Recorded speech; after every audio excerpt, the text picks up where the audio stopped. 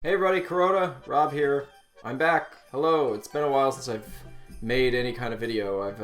It's the holiday season. I mean, I don't really think I need to explain too much, but I hope you guys are having a happy holiday season, that being said. And I wanted to do something a little bit different today. As you guys know, we are fast approaching 2020, and it's the end of a decade, which is pretty crazy. I can't even believe it's been a decade since 2010, considering I graduated in 2006. So yeah, I'm an old dude. But that being said, I wanted to do the cliche YouTuber thing and give my best of the decade list. I wanted to do it like kind of differently, and I had kind of thought about this, and then GameXplain did their video in this way. So thank you, GameXplain, for stealing my thunder. But that's okay. I'll probably get a fraction of their views.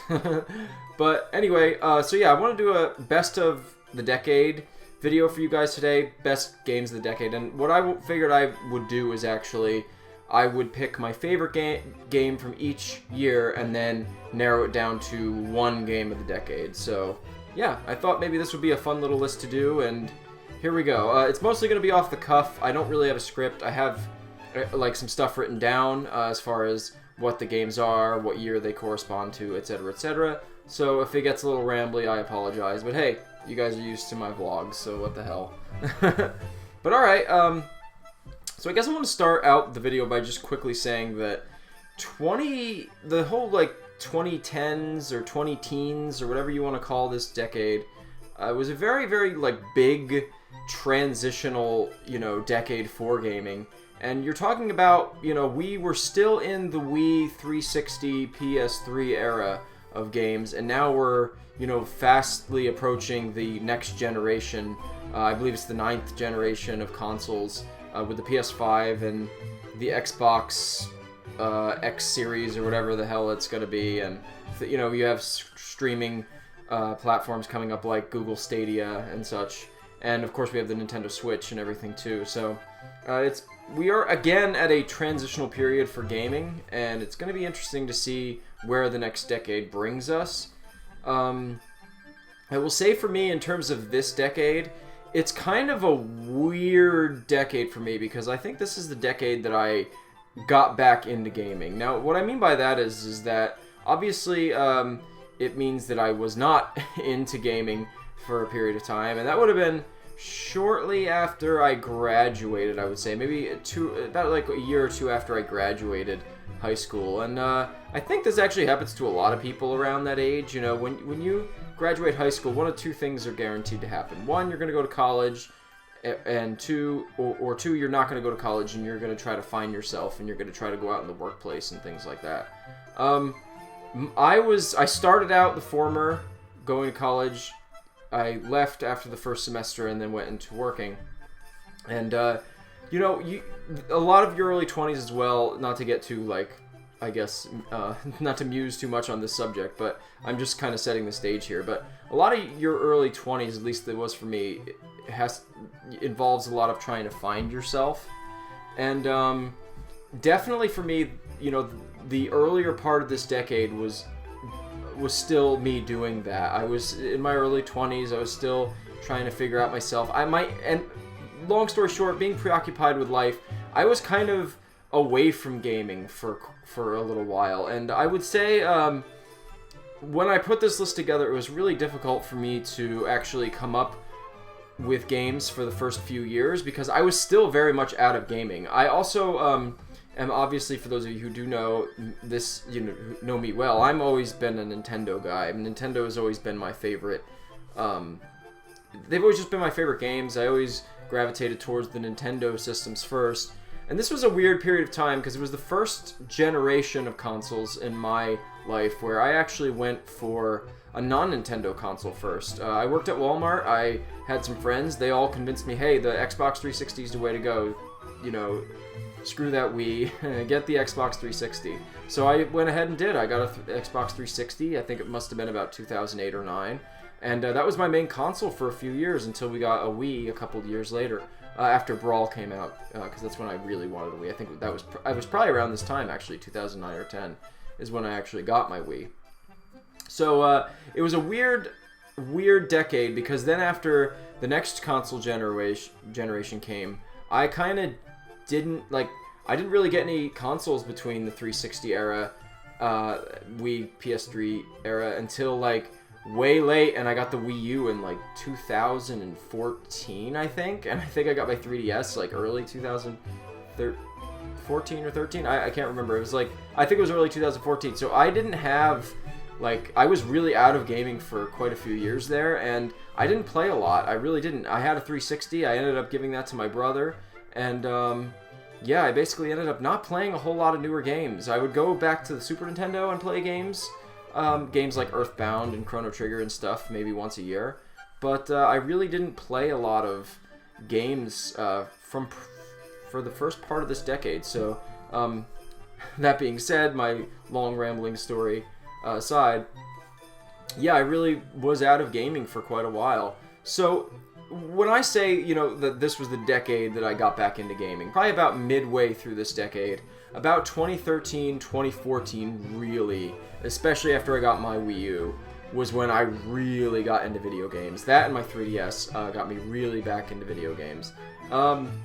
So that being said, it was a little hard to put some of this list together, but I did manage it, and there are some games that I didn't necessarily play that are on this list right away when they came out. I may have played a little later, but they're still from these different years. So without further ado, guys, long prerequisite here.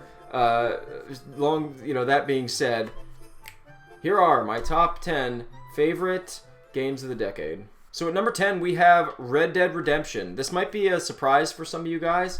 Now, 2010 I was looking through 2010 as far as a year of games, and I've got it pulled up here. I mean, there was some really interesting stuff that came out. You know, you had Mass Effect 2, Call of Duty Black Ops, you had Mario Galaxy 2, you had Bioshock 2, a lot of 2s, I guess. You had God of War 3, might as well get a 3, and a few other ones. I think Donkey Kong Country Returns came out this year too. I'm pretty sure, yes. Donkey Kong Country Returns also came out this year. I haven't played a lot of these games. All of these games are very critically reviewed and have done really well, and I've heard nothing but good things about a lot of these games, but I was out of really not playing a lot of games in 2010. However, a few years later, we did have a Xbox 360 in the house, and my brother-in-law / roommate at the time was obsessed with Red Dead Redemption. This game I thought was really interesting. I didn't really play too much of it myself. I mostly watched him play through the game. But what impressed me about this game, especially at the time, were, first of all, the graphics. I thought it was one of the most realistic-looking games that I had ever seen by that point. And I love the whole Western theme. I'm a big fan of, like, old Westerns, and I can always appreciate, I mean, who can't appreciate a good old Western aesthetic? The game was really interesting, and I thought, honestly, it was probably the best game that Rockstar had done at that point since, you know, maybe Grand Theft Auto 3. So, yeah, I have to say that Red Dead Redemption really impressed me. And while I didn't play through the entire game myself, and, you know, I'd watch my brother-in-law play it, and I'd pick up the controller occasionally, and I'd mess with it and stuff, I thought it was a fantastic game. I really think it, honestly, was the best thing to come out in that decade. Now, I've never played Mario Galaxy 2, and I've played a little bit of Donkey Kong Country Returns, which I really like too. But I really had to give it to Red Dead Redemption here, because I really feel like, especially looking at the other games from that period, I feel like this was really the most groundbreaking game of the decade, and it's honestly probably the one that I've played the most. It's a game that I would actually really like to go back to and play through myself without just watching my roommate play it, and actually enjoy the more hands-on experience myself. But I do recall really enjoying the story, the world, and just how ambitious that game was. And, you know, with Red Dead Redemption 2 last year, I think you really saw that formula expand, and that's another game. You know, that series is one that's really on my radar for actually thoroughly playing through at some point. But yeah, as far as looking at other games for 2010, I have to give it to Red Dead Redemption. Now, looking at 2011, there was a lot of really great games that came out then, many of which I, again, did not play. I was very much out of games around this time. But I did play a few later on, and games like Skyrim, you know, I mean, I'm sure if I had actually played Skyrim, it would be my number one for the for this year. It's a game that I always actually intended to get for the Switch. I haven't gotten it yet. It might be something I pick up. You had that. You had games like Batman Arkham City. I actually watched my roommate play a lot of that as well because he was way more into games at the time. So I remember watching him play some of that, and I was really impressed with that game. You had Assassin's Creed Revelations come out. You had Legend of Zelda Skyward Sword, one of the very few Zeldas I've actually not played, which I've heard mixed things about. Some people love it, some people don't like it. And a few other games, but really the game for me that I just was obsessed with, and I played this years later, so I didn't actually play it in 2011, but it had to be Super Mario 3D Land for the 3DS. That game, when I played that, I was instantly hooked. I ran through that game in like a week. I got all of the coins. I 100%ed it. I really, really loved it. It's one of my favorite games on the 3DS. And it was just a game that I couldn't put down when I as soon as I picked it up. It was just like and as much as I love Super Mario 3D World for the Wii U, I actually think of the two games, I think that 3D Land is actually the superior one. It was a really, really fun game. Interesting level design. It was the first game.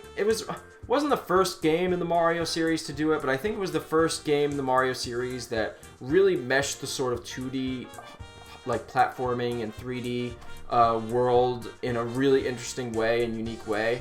And I just really loved the game. It was really addicting, and one of my probably top 10 favorite Mario games, hands down. Awesome game. Another reason that I was addicted to my 3DS for the last several years. Great game. Okay, so for 2012, this was a year that I definitely did not play a lot of games. This is probably the all-time low for me in terms of playing video games. I really just didn't play anything for the most part almost that entire year. It was a difficult year in my life, I will say that. And I was very distracted with other things. But 2012 did have some gems, and there was the Telltale Walking Dead game that came out, Far Cry 3, which I actually watched Walt, my brother Walt, play a ton of, and actually it looked really cool. Again, another game that I saw a lot of, I saw people playing a lot, but just didn't play much of myself. Really, really awesome game. Honestly, very close contender for me for 2012. But I gotta tell you guys, I cheated just slightly on 2012 just because there was so little that I had played and really was exposed to much of. And I cheated just slightly. Now, this game was released at the very end of 2011, but I will say was technically released on a home console in 2012, so I went with it. And the game is Minecraft. Now, I know what a lot of you guys are probably thinking who know me. Well, he's barely played Minecraft. I haven't, but I respect the hell out of Minecraft. I've played a little bit. I've watched both of my brothers play hours and hours, and my nieces and nephews play hours and hours and hours of Minecraft.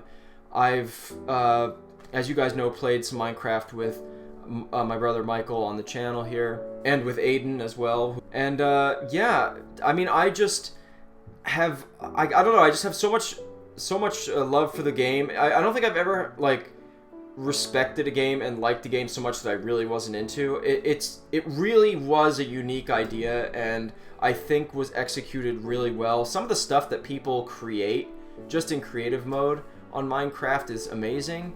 The countless hours that people dedicate to just building houses and building these forts and stuff, and crafting different things, it's just really, really interesting, and it really has become a cultural phenomenon. It's become one of the most successful games in the entire world. And just because of a lack of really having a game to pick for 2012, and like I said, it being really a low point for me personally in terms of video games, I just had to give it to Minecraft.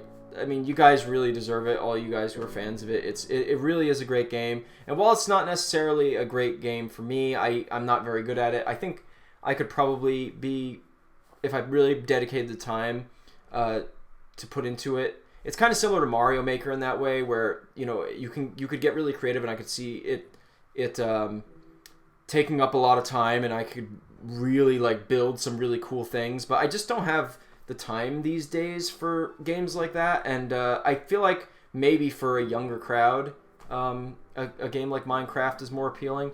But yeah, like I said, I just really respect the game, and I think it's really unique and really cool, so I had to give it to Minecraft for 2012. So, going into 2013, this was probably the first year that I really started getting back into games. And I gotta say, there was one game that got me really into gaming, which might surprise some of you. Not that again, I don't want to say that I abandoned games completely, because I had played some stuff. Like, I recall I played Twilight Princess, a few years before this, and whatever. But, and I played a lot of Brawl. I think Brawl was my number one game from like 2010 on, I played tons of Brawl. But, again, that being said, 2013 was another year that was really, really great for games. You had games like Assassin's Creed Black Flag. I recall watching my roommate play a bunch of that. You had Grand Theft Auto 5, which was a really great game. I've played a little of that. The Last of Us, we attempted to play that on the channel. That I've heard nothing but good things about and really enjoyed what I played of it. It's a game I'd like to finish sometime. And on the Wii U front, that's when I think Nintendo was starting to put some really good games out there. You had Super Mario 3D World, and you had games like Pikmin 3, and But for me, again, there was one game that I played the following year that made me want to get my first console in a long time, which was the 3DS. For me, actually, technically 2DS. And the game was Pokemon X and Y. This game just really blew me away when I played it. Now, I know there are Pokemon fans who are kind of snooty about this game and aren't really big fans of this game, and I know a lot of people think that they started really streamlining the series a bit too much and simplifying things a little bit. But as a guy who had really been out of Pokemon since like basically Gen 2, about Gen 2, Pokemon X and Y really just gripped me and tossed me right back into the series. I loved what they did with those games. I had Pokemon X myself, but I recall like everybody, a bunch of my friends getting the game, and my brother Walt, he got it first. He really wanted it, and he got his 3DS, and I didn't even have a 3DS at the time. And I recall everybody getting it and playing it at the same time, a bunch of my friends and family. And so finally, I was the last one of us to get it, and I got it. I got hooked to it. I loved it. I remember seeing the trailer for it and absolutely going like, oh my god, I gotta get this Pokemon. It really felt like the first time that, Pokemon made the transition to somewhat full 3D. Even though, like, I know the art style is more of like it's almost like a sort of weird kind of drawn style. But I don't know. There was something about X and Y that I really loved. I loved the super training. I loved the Pokemon and Me. The story was I really liked the story. Again, I had missed Black and White. I had missed Diamond and Pearl. I had played a little of Gen 3, but I wasn't super familiar with that one. The story really gripped me. The Pokemon, there was some really interesting new designs and stuff. And I don't know, I like Wonder Trading, stuff like that. I had so much fun battling and trading with all of my friends. That was a really big part of it. And it just like really hit me in the nostalgia as being a person who was really into the original. Oh, the Mega Evolutions, that's the other thing. Mega Evolutions were a really awesome feature in that game.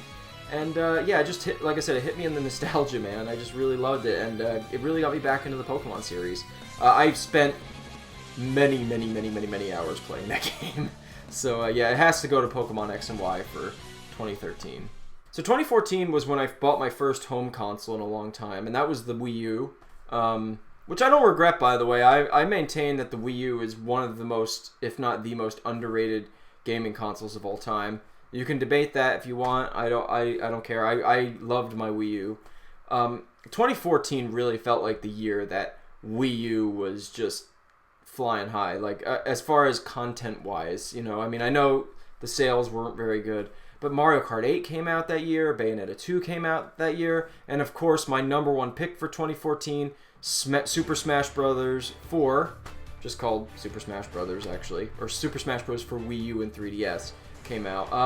I recall when this was released being very, very excited about it, and really, really, really wanting a Wii U, and I recall getting the game on the 3DS first, loving it, loved Smash Run, loved all the new characters and everything. And the hype around this game was just crazy, I recall, especially amongst my friends and everybody. This was a game that, like, I remember I started a new job in, like, mid-2014, and I had a friend that he actually liked Smash. Like, I met somebody there, and I remember going on the release day for Super Smash Bros. For the 3DS, and we went to GameStop, all picked it up at midnight. Then we went to a tournament at a local place, like a comic book / gaming store, like a mom and pop place. And we did a tournament, and we were up till like 4 or 5 in the morning doing the tournament. I think I placed like 3rd or 4th. And I was so late to work the next day. just because I slept in and didn't get up. It was really funny. And everybody knew it was really funny. But that being said, yeah, Super Smash Bros. 4 was a fantastic game. It's one of my favorite Smashes in the series, simply because some of those memories and some of the hype for it, but also because it was genuinely a really good game, and because I was also very good at that one. I'm kind of trash at Ultimate, so I kind of hold Smash 4 in a bit more favor, to be honest, because I'm trash at Ultimate, man. I don't know, but I was really, really good at Smash 4. And also there was just like a lot of fun, like the speculation towards Smash Ultimate and who's gonna get in, and all that stuff too. And it had been many years since we had a Smash Bros. Game, so Smash Ultimate Smash 4 was really, really exciting, and I really loved it. And lots of good times actually streaming with you, some of you nice people, as well, playing a lot of Smash 4. So yeah, Smash 4 is definitely my number one for 2014.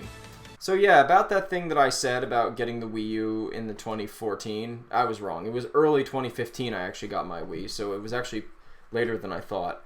I actually got my 3DS, I think, in 2014. Yeah, it was. I got 3DS in 2014, and then Wii U early 2015. So I actually did get my Wii U in this year, 2015, and it was the first home console that I bought since, honestly, the 360. So I had I had been gone many years, yes, without having any kind of console, like newer console at all, playing a lot of old games. 2015 was another great year for the Wii U. There were games like Mario Maker that came out, Yoshi's Woolly World, a few others. But to me, the number one game of 2015 was a little game called Splatoon. Splatoon I bought on a whim. I didn't really, I recall seeing a lot of footage of it and trailers of it, and thinking, there was kind of all this buzz about Nintendo having a new IP, and I'm like, I don't know how, what I think of it, and then I ended up just buying it just on a whim. I was like, let's try this game out. At first, not really liking it because, well, maybe not liking it, but not really being blown away by it, because I only played the story mode. And then I ended up playing it online, because I didn't have internet for a little while. And then when I got the internet, I remember playing it online. And man, this game hooked me so fast. So fast. Splatoon has been a lifestyle, I guess you could almost say. Because that game just as soon as I started playing online, that entire summer of 2015 was spent playing Splatoon with James and Bacon Mob, as you guys know. And yeah, I got so addicted to it. I ended up getting a copy for my now wife, Rachel. We played that, so much of that the following year. And I've been addicted ever since to Splatoon. And Splatoon 2 came out for the Switch when I got the Switch. That was one of the first games we got. We got that one on launch. And yeah, I was playing it yesterday. Splatoon has been a constant practically since it was released. I mean, the first 2 games, playing Turf War, just Turf War alone, I've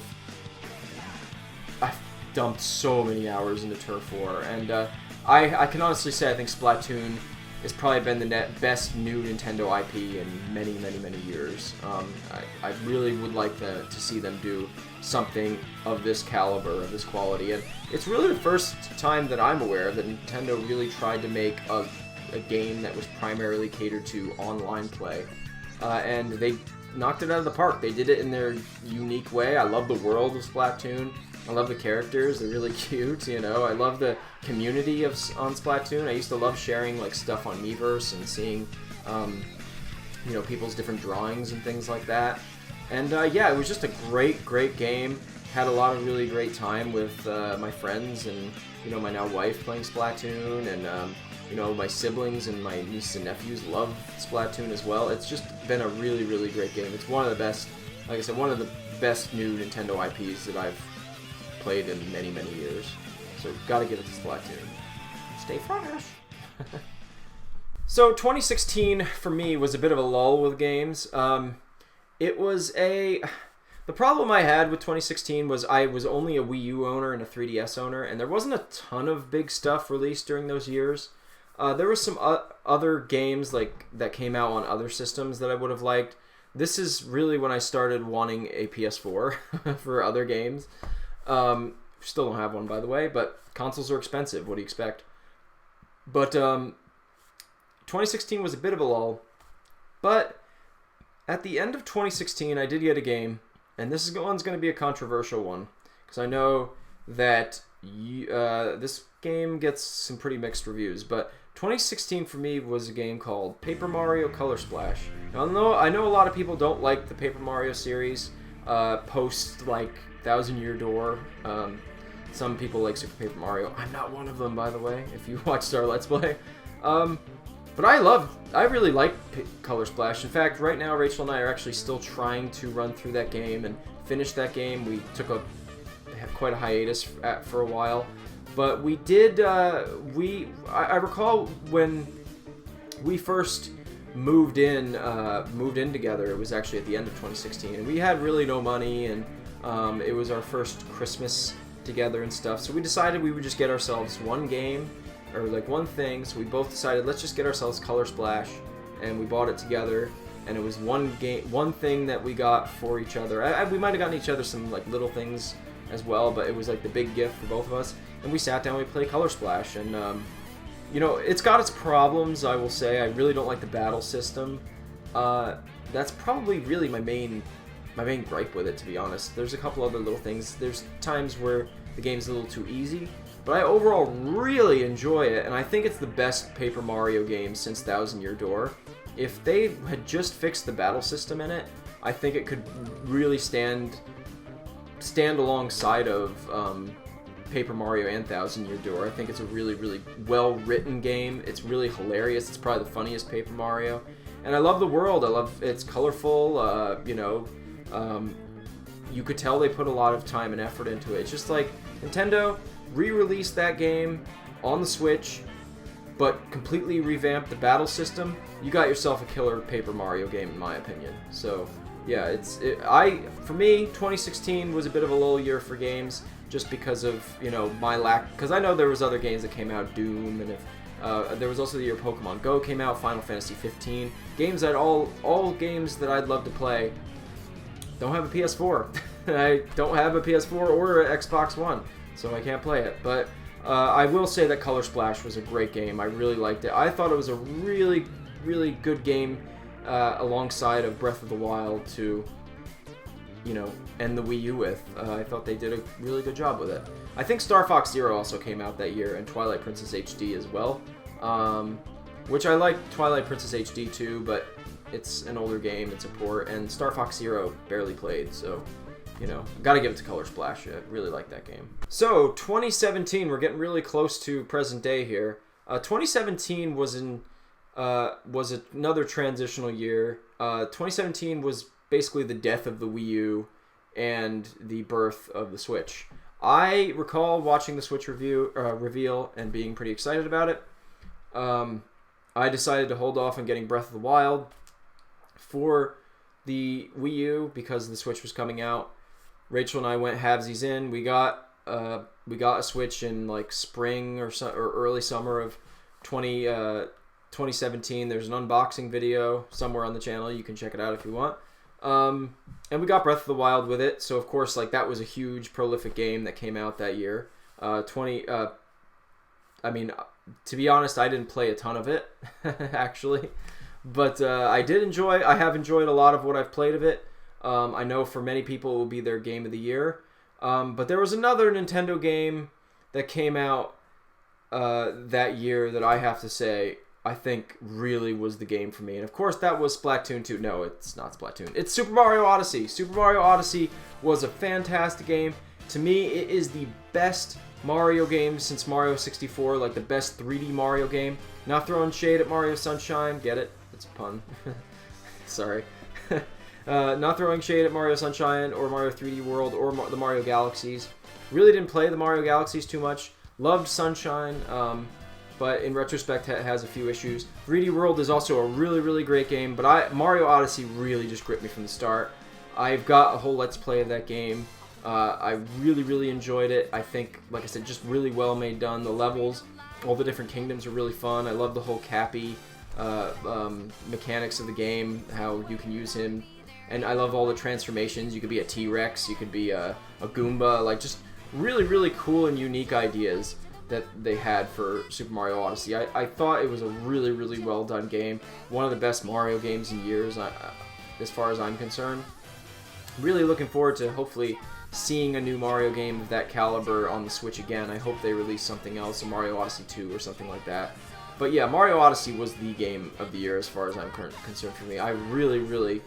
That was the game that I played where I was like, all right, yeah, my Switch was worth the purchase. You know, I just really, really, really fell in love with that game, and yeah, I thought it was great. Really, really great game. If you haven't played Mario Odyssey, go do it. Get it for Switch. It's a great game. So last year there was also quite a few games that came out.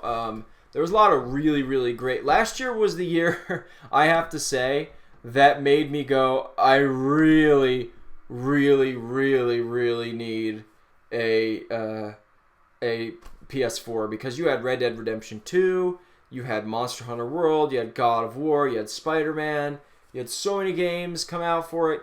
I wanted so badly to have, I still so badly want a PS4, I still don't have one. There were some indie games I'm seeing on here, like Celeste that came out, a few others.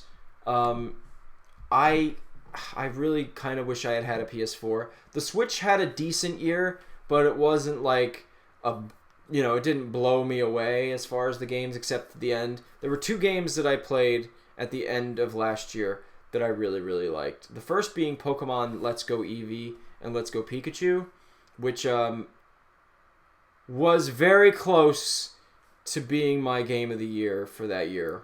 But I actually gave it to Smash Ultimate. I mean, Smash Ultimate, it really is the ultimate Smash in many ways. I'm kind of garbage at playing it, but all the speculation, all the hype for it, all the new characters, like, they just packed Smash Ultimate, absolutely full with lots and lots of content. There was, of course, it also was linked to me with all the attention my channel got, and, all the speculation and, all that stuff. I really, really, I have to give it to Smash Ultimate. It's probably the best Smash ever.